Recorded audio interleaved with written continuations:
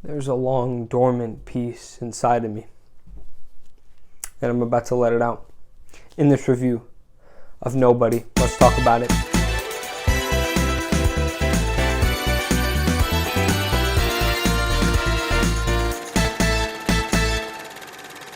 Alright folks, so of course Nobody dropped recently. Sort of a John Wick kind of action movie. Not in the same universe as far as I'm concerned, different studios as I understand it, but let's get into it.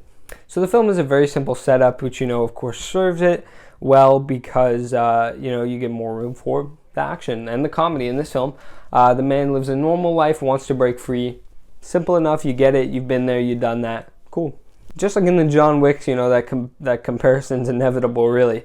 There's a lot of world building here, not quite as much, but you do still have the concept of, particularly the thing that fascinated me, was the auditors, which are sort of a government contracted. I'm not really sure. Maybe just they work for the government, but they do the illegal things that, they're sort of not under the table. And I think it's a cool concept. You got a little snippet of it in the film, but I'd be interested to see how it goes. The best part of this film is probably the comedy, which, it is really just as much a comedy as it is an action movie.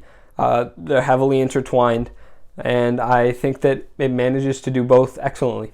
There's lots of style in this film, too. There's a lot of, throughout the movie, slow-mo action sequences with classic, 50s pop music in the background, sort of Martin Scorsese-esque. And I think, got a little too much at times. Once you start noticing it, once you start actively, processing that this has happened repeatedly, it becomes a little too much, but it didn't bother me that much. Julian is the villain of this film, and I'll say he's a villain with lots of personality. This is not someone that you will forget, but he is a nice villain, a cool villain. He's a comedic one, for sure. And he's not like one of the best villains of all time, but he serves the film well. The film is short and sweet. It takes about as much time as it needs to, not too much, not too little. And I'm always down for a film that uses its time well. Bob Odenkirk is a great leading man. Of course, I only really know him from Saul Goodman, which is maybe my favorite character on the show. Breaking Bad, and of course Better Call Saul. And then Christopher Lloyd is in this as well, and he was starred in my favorite scene. I think if you see the film, you'll know what I'm talking about. But he's a really good character. I just love him as an actor. I love Back to the Future. All right, folks. I don't have too much to say. I'll just mainly nail down the point that it's really good at balancing the comedy and the action. And you will have a good time with this film. If you think you will like it, folks. It's just like every other film in this genre. It's really good at what it does. You might like it more than some of the other films in this genre. I am going to rank the John Wicks and Nobody together because I feel they're similar enough, and it's my channel. I can do what I want. Thank you very much.